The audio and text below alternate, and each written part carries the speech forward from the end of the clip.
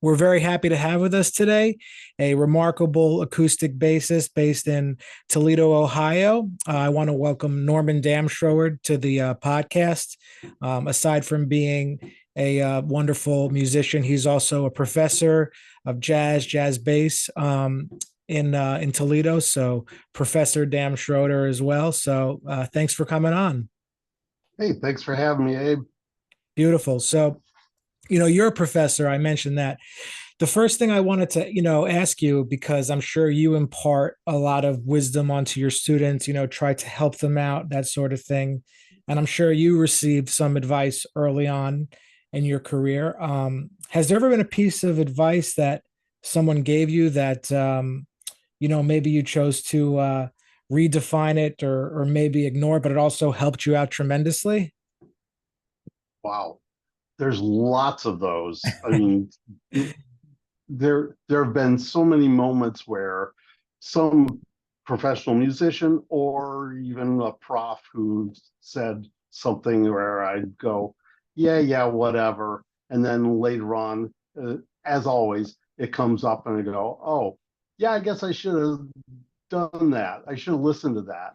Um, you know, I know it from me being a prof. It's like I'm going to tell you something and you're going to ignore me. And then down the road, you're going to go, oh, he was right. Yeah. Yep. So I'd say one of the things that I actually had a drummer when I was coming up. I was playing in a jazz club for about 8 years, at least once a week, sometimes up to 5 nights a week. Oh, a regular gig for 8 years, 5 nights a week.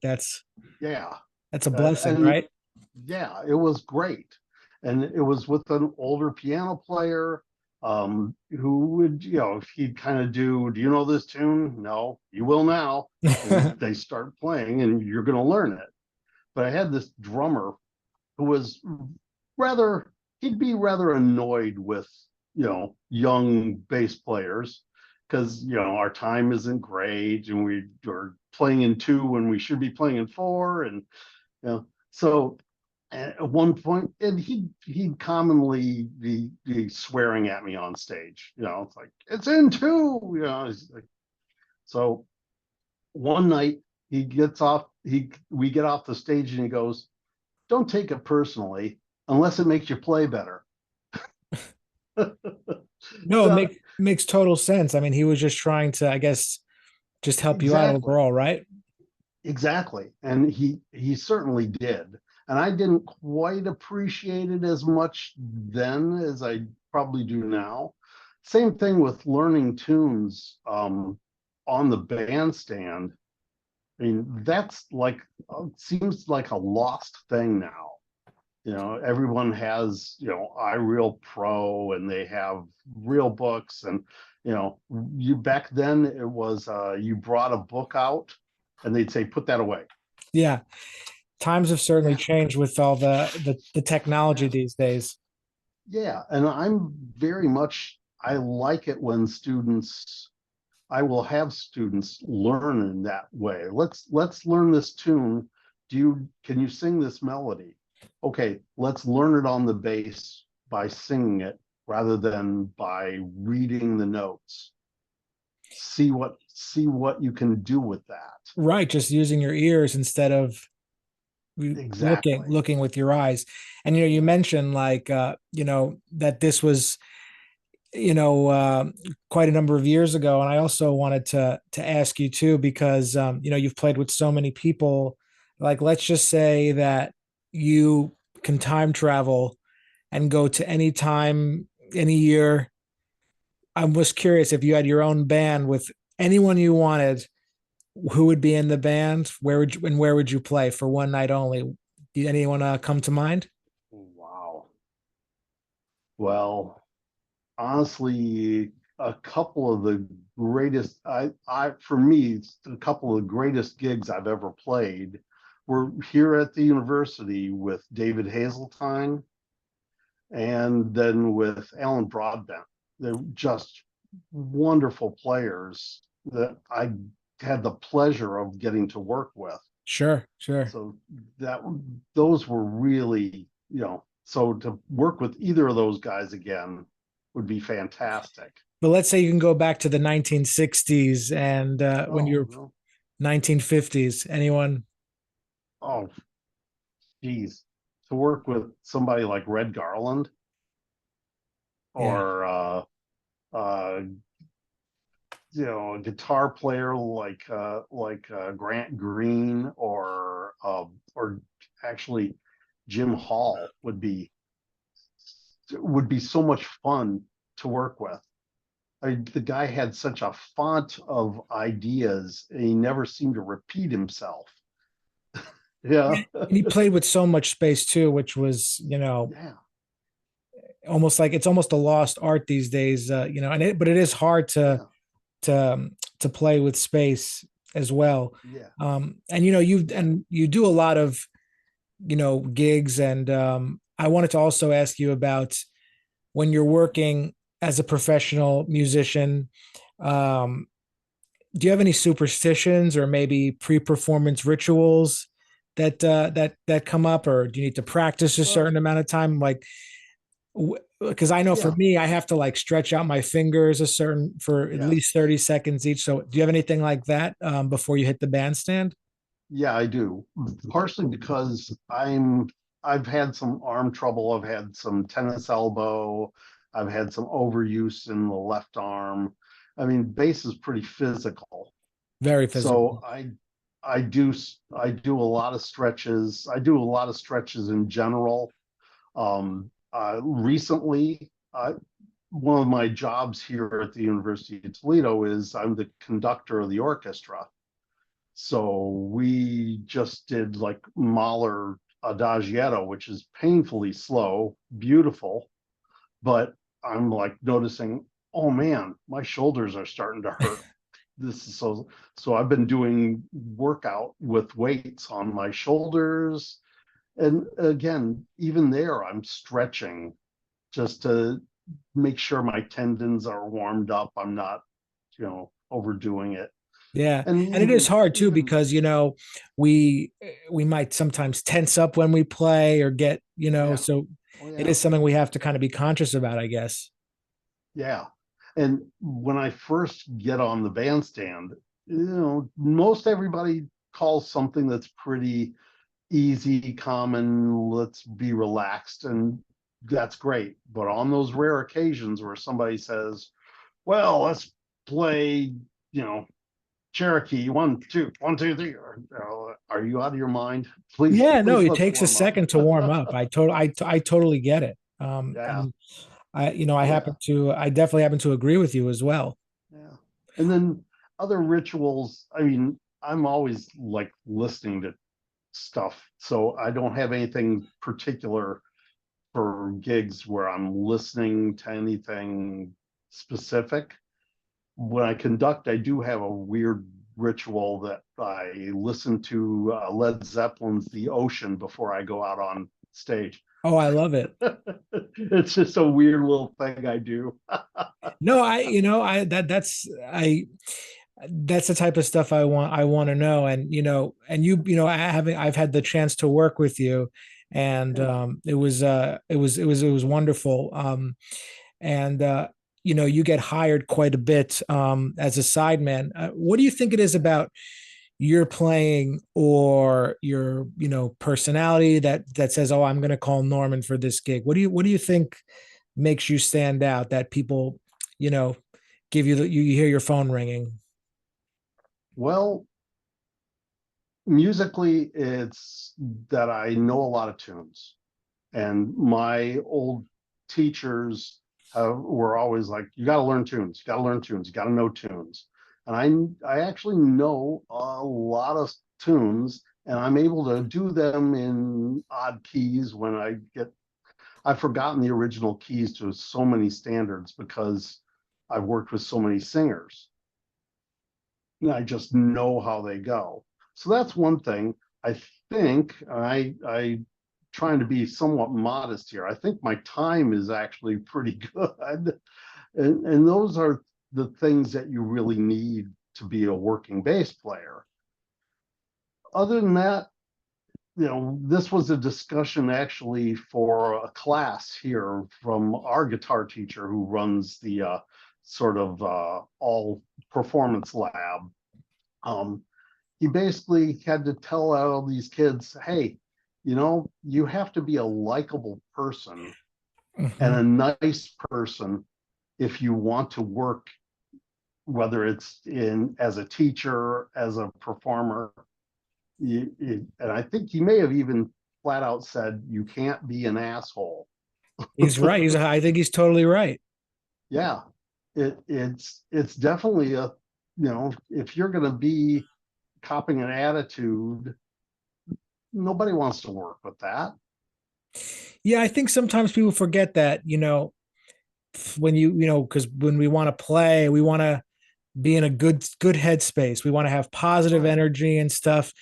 Yeah. And like one person can just ruin it, you know, Yeah. for Oh yeah. everybody. Yeah. There has to be a certain group morale if you're going to have things swing, you know? If Yeah. you're going to have things, you have a groove to it. You can't have one person who's like, I'm just putting in my time, you know, getting through this gig. Even if it's the crappiest little, society gig, if one person's like not wanting to be there, it's going to be a drag. Yeah. I mean, we are human beings and we are guilty Yeah. of, even though we love what we do, there's just those days where, Oh I yeah. don't want to do this. So for me, sometimes if I'm in that headspace, like on a gig, like I have certain things I might go to, just I Yeah. might think about the food I'm going to eat after the gig, or I might think about what I'm going to do on the weekend, or I might think about just, I'm happy to be alive. I'm grateful. When you have those moments, is there anything in particular that you might think about, or consciously you have to tell yourself, oh, I need to, Well, anything like that? yeah, definitely. One of the things I've tried to always prescribe to is that I'm I'm a musician, I'm on the bandstand, we're trying to make music, and sometimes it's art, sometimes it's just entertainment, Hmm. but there's always an audience. So I might be playing somebody's wedding and it's dinner time and everyone's thinking, oh, they're just ignoring us. And sure enough, one person's like, oh, I heard that song you played. That was really nice. Somebody's listening. So I'm always thinking, okay, if they're seeing I'm not having a good time, they're not going to have a good time. They're Yeah. not going to enjoy what we're doing. Yeah. So I have to say, okay, yeah, I'm having a bad day. Maybe I'm not playing so great. This has to be fun. Yeah. I need this to be fun, even if it's not fun. Yeah. I remember I was at a wedding one time, like during the cocktail hour, they had a jazz quartet set up. Like it was like the cocktail hour was almost in this very long, narrow hallway, not a big room. And the trio was all the way at the end. Yeah. And then I went up to them and I said, oh, I really like how you played I Remember You. And then the guitarist or someone looks at me like, like they were just shocked that someone was even listening in that Yeah. way. Yeah. Actually, I had that. I was at a Von Mar shopping place, and there's piano player I've never seen. It was playing Nefertiti. I was like, "Hey, you're playing some Miles, some Wayne. That's really cool." Yeah, yeah, I He's love like, it. "Oh, wow, cool." Yeah. Yeah, And you're also, when you mentioned, that you're a teacher, and obviously, and me being a teacher as well, we only have so much control in terms of what we can bring to our courses or that sort of yeah, thing. But let's say, like, let's give a hypothetical situation here that you had total control over, the budget, and you could create like a number of courses that just aren't there right now for whatever reason. Is there something that you think should be there? Because I know I always wished when I was at school that I'm like, I was going to see so many concerts in my free time. I was just like, there should just be a class, like go hear music and write about it or something. It should be a requirement to go hear live jazz. And that was my thing. Has there ever been anything you thought about like that? Like, oh, I wish we could just bring this to the program or something. Well, we actually do have that. That's great. Yeah, there is a requirement for music majors to go to a certain amount of concerts and show, and they get it's a course they have to register for. Wow. Now, history of jazz, which is a huge course here at the University of Toledo. I mean, it's 5 sections. It used to be 150 students in each of those 5 sections prior to the pandemic. Wow. And there were at least two, if not times three, active jazz clubs in the Toledo area. And then we had concerts happening here all the time. There were restaurants. I sent my entire class out to hear live jazz. And they'd fill out a paper, fill out a little report, but it was like forced listening for them. And it was always this, wow, we didn't know what this was going to be like. We had no idea what live music was like. Yeah. So many of these young people, the only place they experience live music is a marching band at a sporting event. Yeah, I remember the first time I went to a jam session like at a club, and like uh I was like, oh my, I didn't even know this existed. It was like, whoa, like this is like Yeah. crazy. I've never been exposed to this before.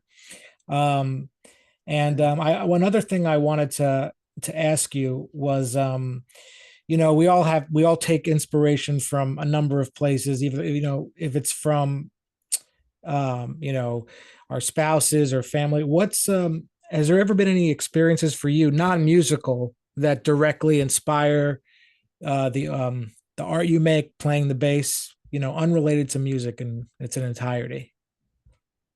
Well, of course. I think, I mean, truthfully, yeah, uh, family,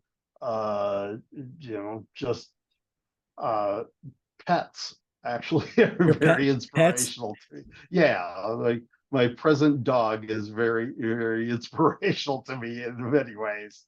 Um, and then, just things about that make life, that gives you that spark, something as simple as a really good cup of coffee, Oh you yeah. know? Yeah, that, yeah, I would say that's definitely inspirational to playing music or making art, you know, The getting simple to, things in life that may go overlooked sometimes. exactly. Right. Yeah. Yeah, I totally get it. And you know, and from these things, we bring our art to the real world, and we are creating spontaneous music in the moment, and there Yeah. are many mistakes that can happen. I wanted to know, have there any been like any mistakes that you've been playing that actually ended up bringing something else to the music that made it even better? Well, you're talking about 5 minutes ago, or all the time. All the time. You One of the things I've also tried to instill in students is, I used to have a certain saying where it's like, what's the worst that can happen? You could suck. Oh well. Yeah, It takes, improvisation is a heroic thing. mhm. It takes some courage to do that. And Sure. then you have to let yourself be able to make mistakes. And then those mistakes usually are happy accidents. Yeah, I mean, last You week know? I was playing a gig and I played like not on purpose the most dissonant chord like over when I didn't mean to play it, just the fingers went that way. Right.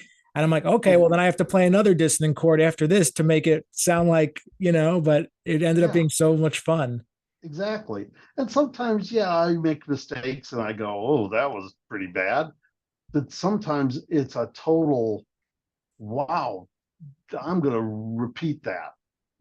And, as musicians, we have to be very cued into what we're doing in those moments, have a good memory for what we've just done, Yeah. So but yeah, that's a wonderful thing. It's also a wonderful thing with composing, for that matter.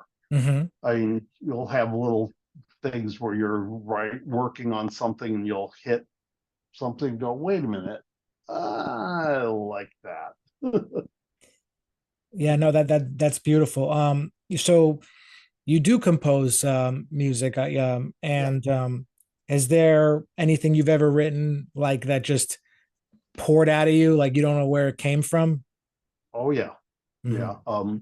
There is one thing, it's on a recording with a group, Cross Currents, called Evening Song, where I was literally taking a dog out for a walk it was probably early December Hmm. in an evening. And I just, saw kind of the sun going down. You see these blues and purples and colors in the sky.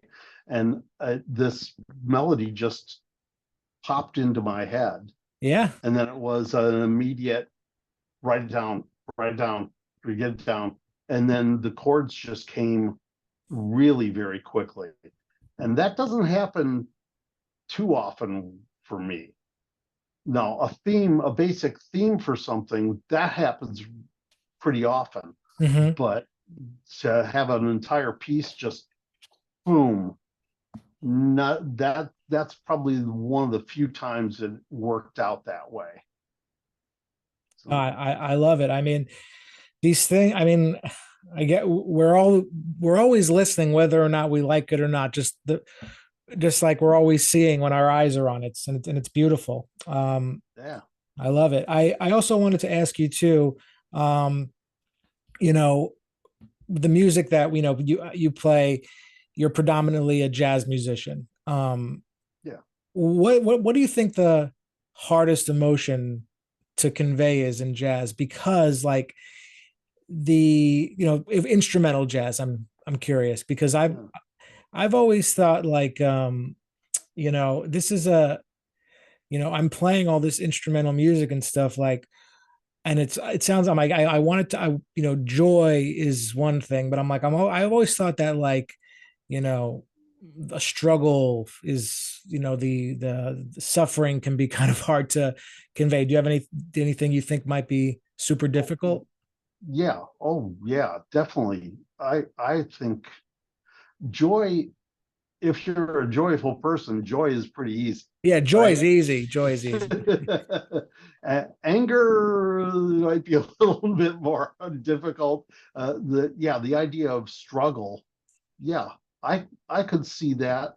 Uh, Again, being predominantly a jazz musician, yeah, but I also do a lot of classical music, played Right. with an professional orchestra for 8, 10 years, and then conduct a college orchestra.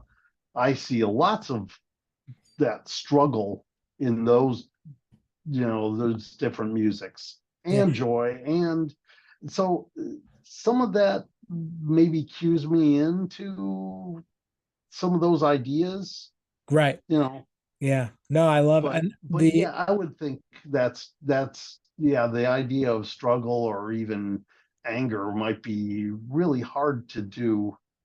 But then I'm not a very angry person, so you're definitely not, you don't strike me as that at all.